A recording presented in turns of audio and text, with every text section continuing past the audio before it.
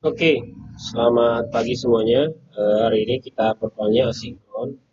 Jadi mungkin nanti ada beberapa video 1 dan 4, mungkin minimal 15 menit mas. Kalau saya lupa ngajar batas waktu. Oke, linear programming kemarin kita bahas ternyata masih ada yang lupa, nggak bisa. Minimal sebenarnya mau di flashback dulu sih materi-materi. Nah, kalau di pemodelan sendiri itu erat kaitannya dengan optimasi.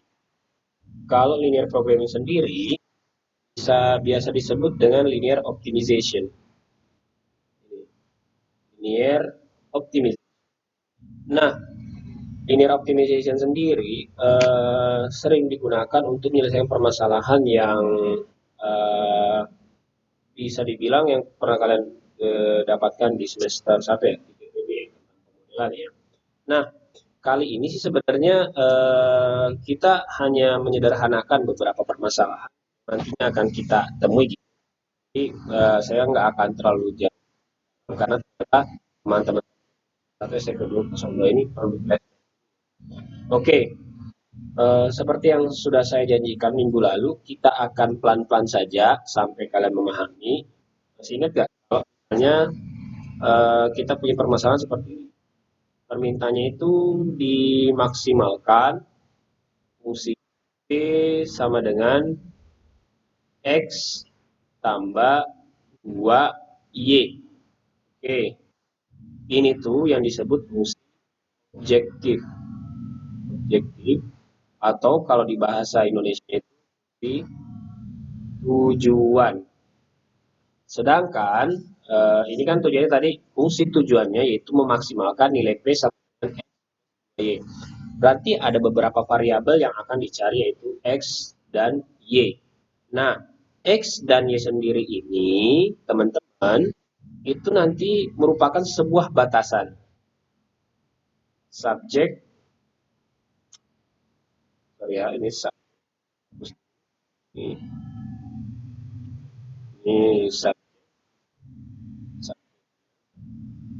subjeknya itu Y kurang dari 3,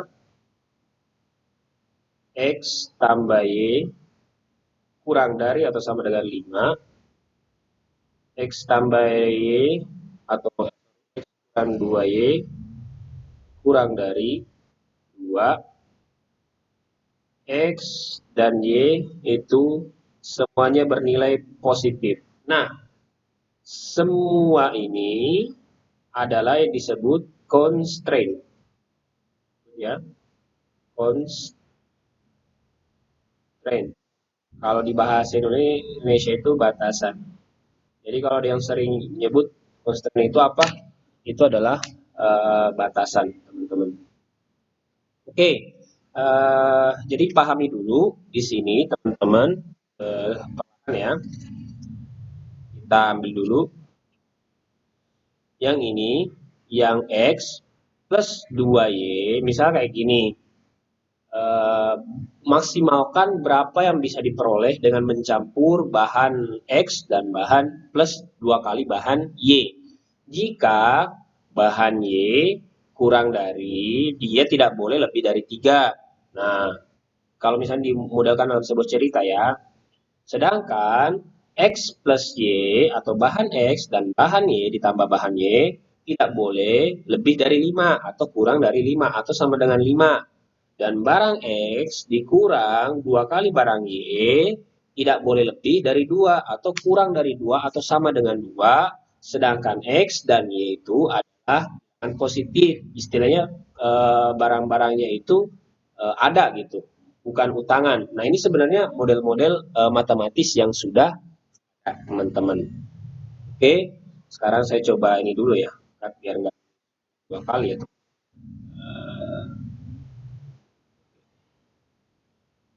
Oke, sekarang kita ini. Ups. Oke, saya sengaja pakai pena agak gede-gede biar kita bisa teman-teman ya. Oke, setelah kita tahu bahwa dua bilangan itu tadi adalah negatif, apa positif, berarti kita sih sebenarnya udah paham ya bahwa 2 itu tadi adalah yang X dan Y itu adalah kalau dibahasakan itu di linear optimisasi pemodelan linear ya. Ini secara gambaran besarnya X X dan Y itu adalah ini Bayesian variabel atau variabel keputusan. X dan Y itu kita mau tentukan nilainya berapa sih, nilainya yang kita harus cari berapa sih sebenarnya gitu. Nah, untuk sebelum kita lebih jauh ke dalam, kita akan tes-tes teman dulu. Bisa nggak memisahkan dulu nanti nilai-nilai yang kita ketika nanti berhadapan dengan variabel keputusan dari X dan Y, kita ubah dulu nih beberapa bilangan. Contohnya seperti ini. Latihan pertama ya, latihannya. Latihan. Misal 3X dikurang 5 kurang dari 4Y, sedangkan 4X kurang 6Y kurang dari 10. Terakhir ini min X kurang 3Y plus 5. Ini lebih dari 2X plus 4Y kurang 6. Oke, sebelum kita jauh ke dalam, kita sederhanakan dulu nih teman-teman model-model yang kita dapat ya. Oke, kalau mengarah ke sini 3X kurang 5 kurang dari 4Y. Nah, kalau kita sederhanakan untuk mencari constraint-nya atau batasannya kita sederhanakan, cari pindahkan semua atau satukan fungsi-fungsi yang memiliki variabel keputusan.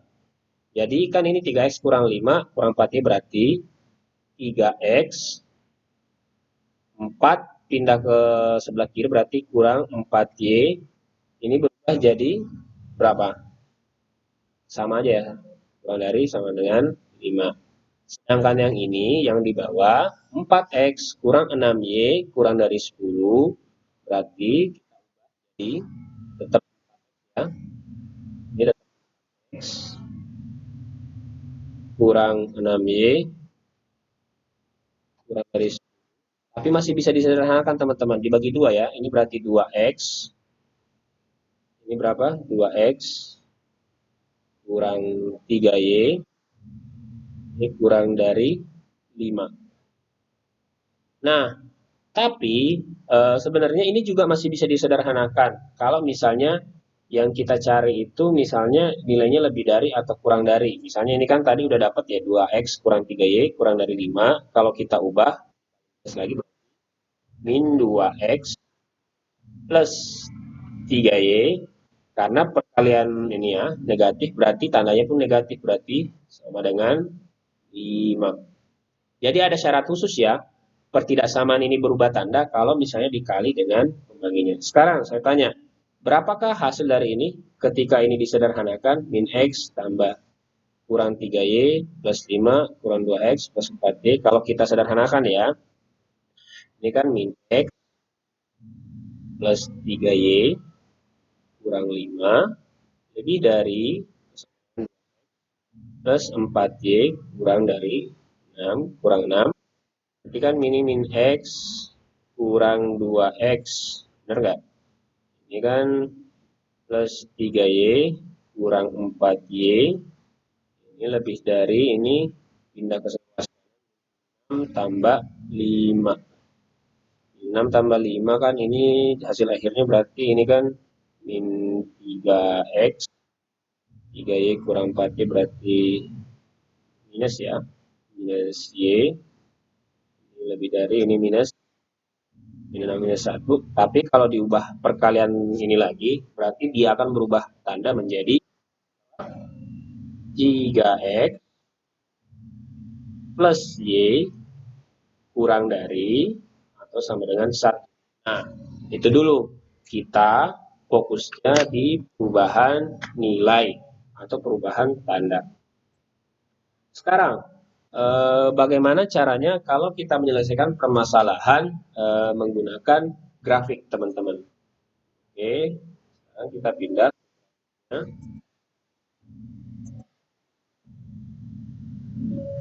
Oke, anggap teman-teman kita punya permasalahan yang akan kita selesaikan dalam bentuk grafik ya.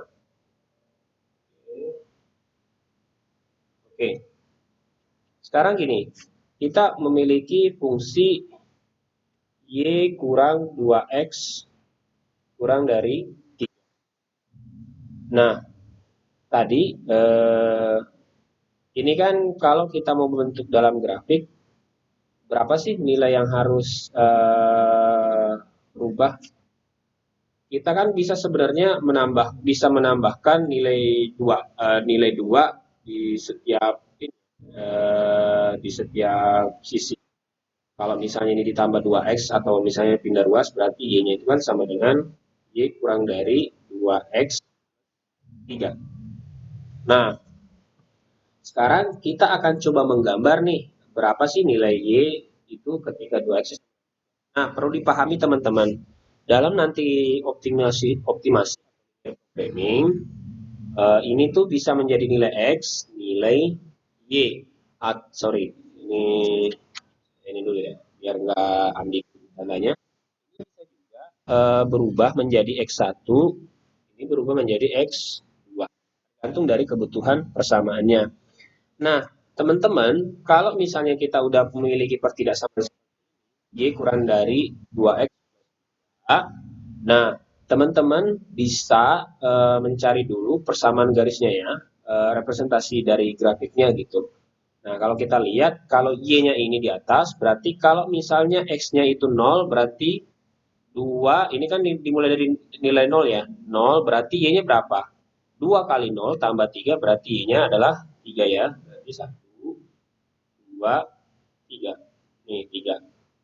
Di sini ya. Berarti ini udah nilai. Nah, sekarang saya tambah dulu 1, 2. Maaf ya kalau garisnya nggak lurus ya. 3, 4, 5.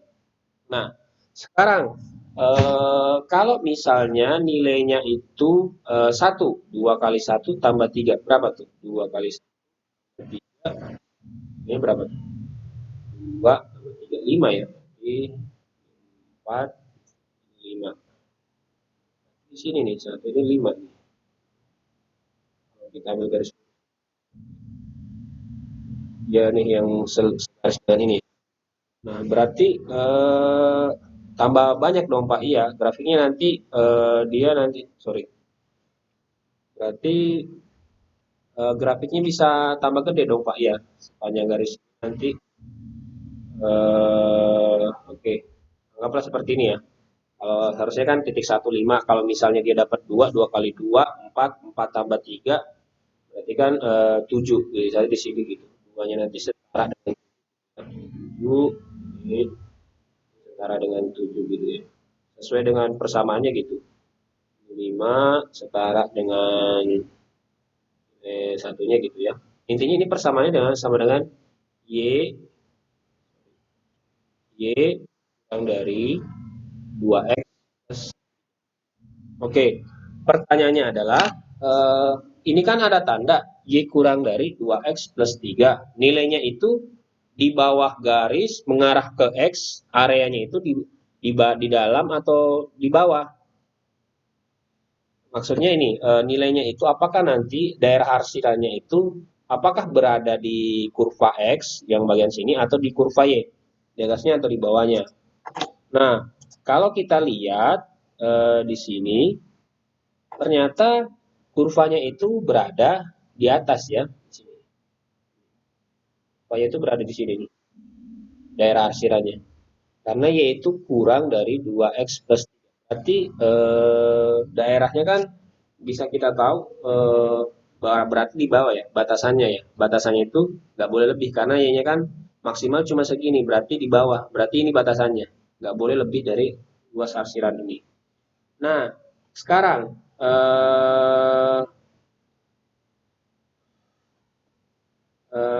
jadi kita bisa tahu kalau nilainya Y sama dengan 2X plus 3 itu adalah representasi garis ini. Tapi kalau misalnya Y kurang dari 2X plus 3 Berarti daerah arsirannya itu di bawah ini semua itu adalah bagiannya gitu, bagiannya, bagiannya. Nah, sekarang gimana kalau misalnya daerahnya di atasnya, Pak? Di atasnya. Nah, kalau daerah yang tadi yang di atasnya itu kita bisa buat persamaan kalau misalnya kita punya seperti ini ya. Nilainya itu X kurang 2Y kurang dari 2. Nah, berarti Y-nya sama dengan berapa? Di apa? Kalau biar ini per 2 ya. Berarti Y sama dengan atau lebih dari X per 2 kurang dari 1. Nah, kalau misalnya seperti ini, kita bisa cari persamaannya, garis ya, representasi garis persamaan itu. Enggak gambarnya ya, tapi bisa teman-teman nanti belajar dulu membuat garis sebenarnya, membuat garis atau representasi dari gambarnya. Oke, sekarang kita mulai ya, mulai kalau misalnya kita udah punya garis seperti ini, kita mulai dari 0, 0 kurang 2, 0, 0 berarti min 1 ya, berarti di 1, min 1, sorry, min 1. Misalnya X-nya 0 berarti Y-nya min 1 ya. Sedangkan kalau misalnya sampai kita pada nilai misalnya dia 1, 1/2 kurang 1, X-nya 1, 1/2 kurang 1 min 1. 1/2 sampai kalau misalnya kita memiliki nilai berapa coba ya? Coba yang paling tinggi kita dapatnya kalau misalnya X-nya 3, 1,5 atau misalnya X-nya 1,5 gitu ya. X-nya 2. Kalau X-nya 2, 2 berarti 1 ya di sini ya. X-nya 2, 2 bagi 2, 1, 1. Oh, berarti X-nya 0 di sini. Oke. Nanti kita udah punya ya daerah Sirang, misalnya seperti ini. Oke. Nah, teman-teman, kalau misalnya kita nilai, lihat di sini Y lebih dari X berarti arsirannya itu di bawah. Arsirannya di bawah. Di bawah seperti ini. Di bawah. Artinya nilai yang Y ini karena lebih berarti dia di atas garis nih kawasannya, di atas garis. Oke, itu dulu penjelasan dari saya. Kita akan lanjut ke video berikutnya.